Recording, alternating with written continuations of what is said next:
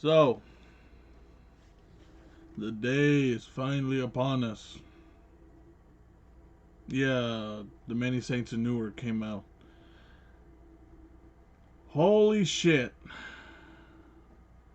Where do I even start? Now, this is gonna contain spoilers, but like how I normally do, I don't know when I'm gonna talk about spoilers because I'm probably just gonna be all over the place. So, this is your one and only fucking warning. I was gonna stop cussing because of the 30 seconds, but I can't monetize my videos yet, so until then I'm gonna say fuck before the 30 seconds is up. But after that, if I ever monetize this video, my channel, then I'm gonna be in for quite a problem. But let's get down to it, shall we? Now, The Many Saints in Newark dropped at midnight or 3 a.m. I think. I don't know what time movies go on HBO Max, but I was waiting for this fucking movie for years. Like, I started following this film when it was just being rumored that David Chase was thinking about expanding a Sopranos universe. So, every bit of news that came out, I was on it. I was like, okay, he's playing this character. He's playing this character. What the fuck is it going to be about? Well, we finally found out. And I'll give you like a brief summary of what the movie is and where it takes place, and then I'll go into detail about what I thought about the movie. Now, the movie takes place in the 60s and 70s during and after, and actually before, the Newark, New Jersey riots of the 60s. Now, before this movie was even made, I had no idea Newark had riots in the 60s, so I'm guessing that I also learned some fucking American history with this movie, even though I can almost guarantee you most of it was, except the riots, was fictional. So there's that. But it takes place. I'm trying to figure out how I can describe the movie without giving too many spoilers in the beginning of the video, because I do want to talk about spoilers towards the middle and the end of the video. But I'll try my best. Basically, it revolves around Tony and his uncle Dickie Moltisanti, which is Christopher's dad. From, if you watch the Sopranos TV show, Christopher, played by Michael Imperioli, which is, it's confusing as fuck, but he calls Anthony calls Christopher his nephew when they're actually second cousins, twice removed by marriage or some bullshit like that. I don't know. But I'm guessing because of the age thing. I mean, us Mexicans do it, so, and we're not that different from Italians. Just look at our flags, for example. Only difference is we have a fucking eagle standing on a nopal eating a snake in the middle. But it mostly revolves, like, at first, the movie focuses more on the mob aspect than it does with Tony and Dickie's relationship. They do touch on it in like the first act or the first hour of the movie, or well, I mean the movie's 2 hours, so it's the first half. They do touch a little bit on it here and there, but in the second half, like, it really takes off. Um, a time gap happens about 45 minutes uh, into the movie where 4 years happened. Now, I don't remember, or I don't even know if they did, but I don't remember them talking about Johnny Boy Soprano, which is Tony's dad, going to prison. Pretty sure they did talk about the times he did go to prison, but for the reason he goes to prison in the movie, I don't think they actually ever either mention it or like elaborate on it. So, for all we know, I don't know. I don't know where I was going with this, but uh, the reason I brought that up is because I wanted to talk about the time jump. Um, the first actor who plays young Tony, I don't know his name, to be honest. He's a little kid. I'm guessing like 10 years old, maybe? Not 11? I don't know. But, like I said, 4 years pass. Johnny Boy Soprano, Tony's dad, gets out of prison, and basically after the 4 year time gap is when you learn more about Tony's and Dickie's relationship. But I I feel that the trailers kind of misled us, because I remember in, well, I mean, I don't know how to say this. Like, the trailer made me believe that this was gonna be focused on Tony and Dickie's relationship, when in my opinion it was a footnote. I'm not saying that's a bad thing, but maybe I was misled by the trailers. I don't know if the trailers were misleading you that it was gonna be more about Tony, because the motherfucker is in like 80% of the trailer that I reacted to, which fucking eventually got copyrighted by Warner Brothers. Huh? Um, he was like in 80 or 90% of the trailer. So yeah, I was misled. It's not a bad thing. I still enjoyed the movie. I didn't love it like I love The Sopranos, but it does have its good moments. One thing I didn't like, or depends, because I mean it makes sense. You'll find that you'll realize why. The pacing, it is slow, which kind of makes sense because The Sopranos was actually slow. But the difference is that's a series that took place in the late 90s to 2006, 99 to '06 or '07. I can't remember when I think it was in '07. But it kind of had a reason to be slow paced. The difference with this is that this is a 2 hour movie. You kind of have to pick up the pace a little. They do pick it up, but that's at the fucking end. Like, you're going at snail's pace, and like in the last 15-20 minutes, cheetah speed. I'm like, holy shit, I got whiplash from that. But yeah. Tony, Dickie, New Jersey riots. You could say those are, well, I mean, the New Jersey riots, like, when I first heard that this movie was being made, I actually thought that, like, it was gonna happen within, like, the riots themselves, like, in the time span of the riots. But I don't know how long the riots lasted, and given that when we first see Tony, he's a kid, I'm like, oh, okay, yeah, the riots are basically gonna be like a plot point, maybe. Which I was kind of right. Like, when I later found out that James Gandolfini's son, Michael Gandolfini, is gonna be playing a young version of him, which, holy fuck, he sounds just like him, he looks just like him, and he acts just like him. God damn, if he goes bald up here, he'll look just like his old man. Rest in peace, James. But Jesus Christ, he does look like him. Like, a lot. Now, let's get into some spoiler talks. I'm probably not going to touch all the spoilers because, number one, some things that happen in this movie you kind of already know happened because you saw the show. So, if I don't talk about a spoiler you wanted me to talk about, it's more than likely because this shit was touched in the show. So, if you haven't seen the show, watch the fucking show.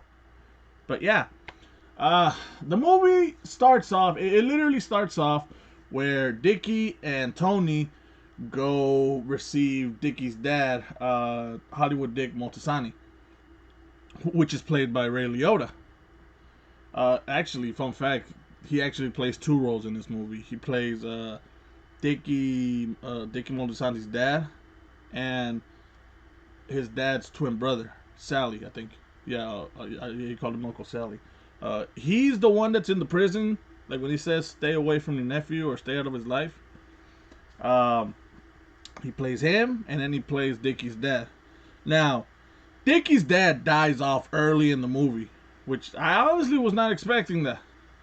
Like Ray Liotta, I mean, he was still in the whole movie, but I mean, then again, we didn't know he was playing two characters.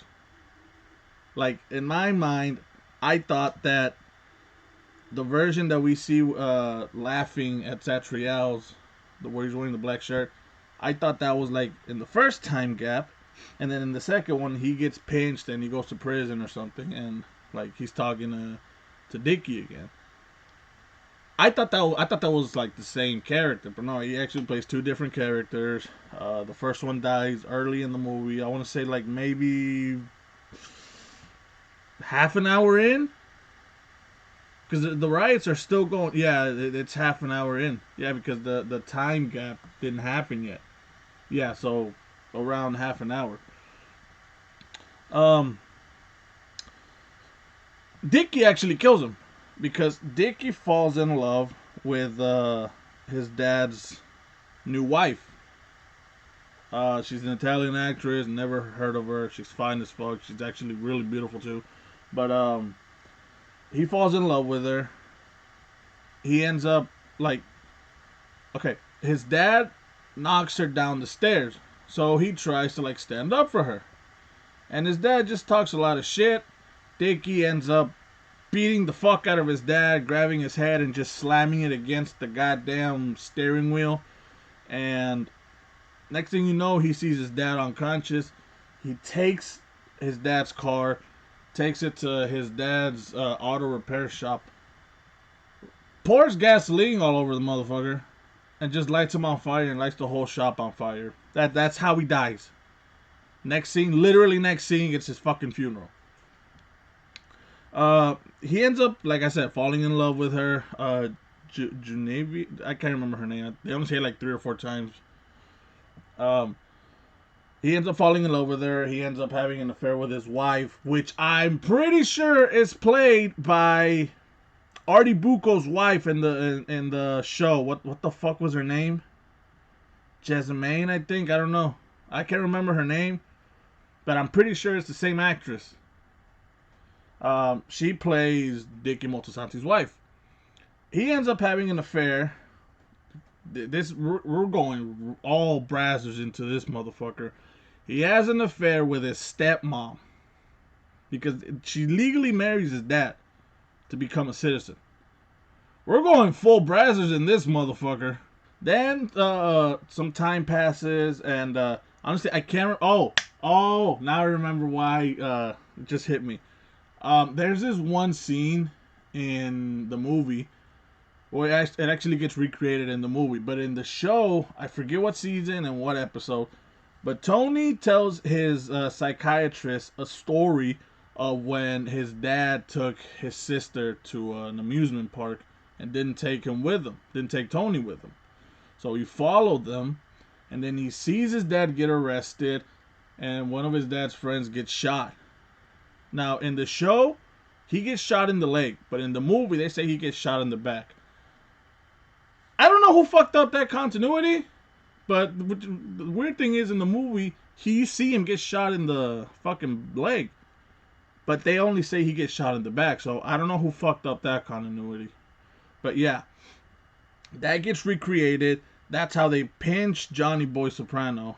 That's when Tony's still a kid, like the first actor, Tony. Then he gets sentenced to no more than 5, but no less than 2 years in prison. He ends up doing 4. He gets out. In his old neighborhood where he actually lives, a black family moves in. He fucking hates it. He moves somewhere else. This is the 70s after all. Racism was actually still kind of is alive. But after that, the movie, instead of becoming a gangster flick, it kind of becomes, and I don't mean this in a bad way, a shell of what the show used to be, where Dickie's trying to balance being in the mob as to being a family man, and he doesn't have as much luck as Tony does with it. I mean, Tony does have shit luck in the show, but Dickie Moltisanti, holy shit. Dickie's on a whole new level in this movie. Now, there's this one guy, this one black guy who used to be one of Dickie's runners who used to collect money for him and shit. He ends up moving to North Carolina, I think he says. But then, like, 3 years, like, in that whole time gap, he comes back and he starts, like, doing business again. Now, Dickie finds this out and he tries to get him back to work with him, or work for him, actually. But, the black guy, his name's Harold, he ends up, like, just straight up betraying him. He fucks his mistress, the Italian girl. I don't know if I say she was Italian, but yeah. He fucks her. He kills, one of his runners, a guy who picks money up for him. I don't think they say his name, but I do know that his death was in the trailers because I remember the scene, like I remember the shot. Later on, oh yeah, remember when in the trailer I said, "Is that Joey Diaz?" Yeah, he's in this fucking movie. He actually has Joey Diaz's character killed. I actually thought either Joey was gonna live to the end or die very early. This motherfucker dies like halfway, if not a little past halfway through the film. That actually kind of that was a death that actually took me by surprise. Because I'm like, okay, this movie's like an hour, 30 minutes in. He's probably gonna make it. Boom! Right after I thought that, not exactly after, but like a little after, he gets his fucking head blown off by a shotgun. And now, I'm gonna leave this spoiler for the very end, but it has to do with Dickie. But yeah, Uncle Junior, Corrado Soprano, whatever you want to call him, he's in this movie. The guy who plays him, perfect imitation of his accent and of how he acts. Junior never got the fucking respect he deserved. I feel bad for him. But then again, I don't because of something he does. But basically, if you've seen the show, Tony doesn't respect him for shit. In the first season, he actually nominates Junior to be the boss. But behind his back, he's the one still calling the shots. So Tony wipes his ass with the respect that he had for Junior. And in this one, nobody respected him. Because while Johnny was away, the one in charge was supposed to be Junior. They didn't fucking do what he said. They did what Dickie said. Dickie, there's this one scene where Junior, I think it's one of the trailers, I don't remember, where Dickie falls on the set of stairs. No, not Dickie. Junior, he falls on a set of stairs and Dickie laughs at him. And Junior takes this shit personal that he ends up almost hating. Well, actually, he does end up hating him because in the scene later, he's trying to fuck either his wife or his side chick. And he blames Dickie for him falling. How the fuck do you do that when he was nowhere near you? I have no idea. But yeah. So that's the thing though. It's like it's all over the place. The pacing might be slow, but it's all over the place. You go from one thing happening to something completely different, back to the original thing, to something that's not related to the first two, back to the second one, back to the first one, back to the second one, the third one. The first one gets concluded. The second one never gets concluded. The third one is the one you stay with at the end. It is... To call this... I don't even know how to describe it. Let's just say that it's almost as convoluted as Kingdom Hearts. In just 2 hours. Now, it might sound like I'm ranting. The reason I'm screaming is because there's fucking rain and I don't want to get the rain sounds all over the video. So I'm sorry for screaming. I am not knocking the movie for this. Like, I'm just not used to seeing all that shit happen at once, you know? But yeah. Towards the end, or towards the middle, third quarter, Junior really ends up hating Dickie. And I'll just spoil it right now. Junior ends up killing Dickie. Though he doesn't kill him, he sends someone to kill him. Now, I knew this was going to happen. I didn't think Junior was going to do it, but I knew Dickie was going to die. Because, as I said in my reaction video, by the start of the Sopranos TV show, Dickie is already dead. So is Johnny Boy. The only characters in the show that appear in the movie are the original characters.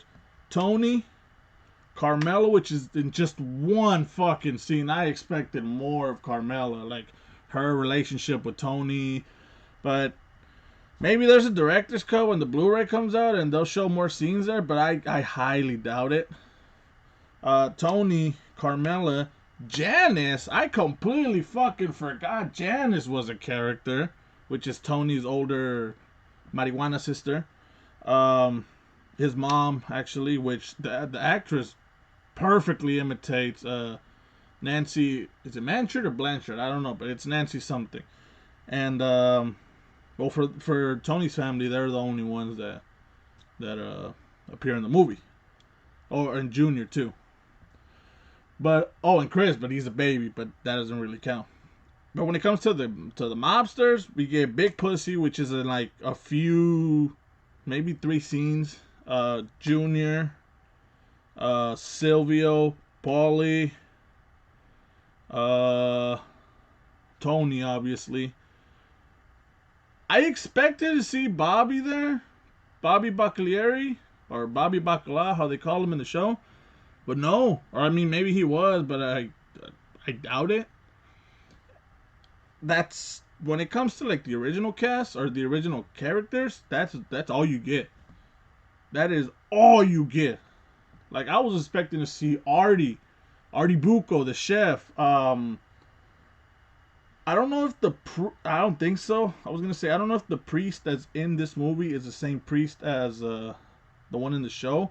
The one in the show is called Father Phil. I don't think they say the priest's name in the movie, but in the show he's somewhat young, so I doubt it's the same one, but you never know. And yeah, that is the basic gist of it. I did say basic, but I did give a lot of detail, so more than basic, average, a little average. It's not a perfectly detailed review. I'll give the movie this though. It really captured the essence of The Sopranos. Like it really did.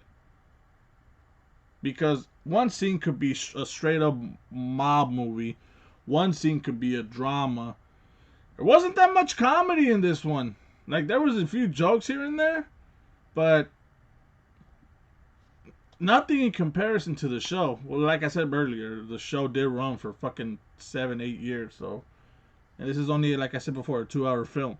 But yeah, this movie, I didn't love it. Okay, I don't love it as much as I love the show. I do really enjoy this movie, but not to the level of the Sopranos TV show. And oh shit, I completely forgot this went over my head. I did not expect to see or hear Christopher in this movie. He is literally the narrator of the movie. Like when the movie starts, it's like the camera's panning through characters that died in the Sopranos TV show, and the last one is Christopher. Like the last grave is Christopher, and I did not expect that. I did not expect that. So yeah, I just wanted to throw that out there. But yeah, this movie. Whoo! I waited years for this movie, and did it deliver? Not on everything, but on some things it did. And I recommend you to watch this fucking movie. I already watched it on HBO, but I really want to watch it in like a big screen. I don't know if I am, but fuck it. If I do, I do. If I don't, I'll just buy it when it comes out on Blu-ray. Add it to my fucking movie collection. But yeah, that'll be my review for this movie. Do I think it's gonna be nominated at the Oscars? Probably not. Should it? Honestly, I don't know. I honestly, I didn't really think about that until just now. I just asked it. Should it be nominated? If it should be for production design. At least for that. Maybe this. No. No. I was going to say the soundtrack, but I don't think soundtracks get nominated unless they're like original soundtracks. I'm not sure. But production design and maybe wardrobe. I mean, I didn't live through the 60s or 70s. Obviously, I'm only 27. But from what I've seen movies and shows portraying the 60s and 70s, they kind of have like a 60s and 70s vibe in their respective eras. So who knows? But yeah, that'll be it for this video, and I hope you fuckers like this video. Make sure to like, comment, and subscribe. And yeah, I will see you fuckers later. Take it easy.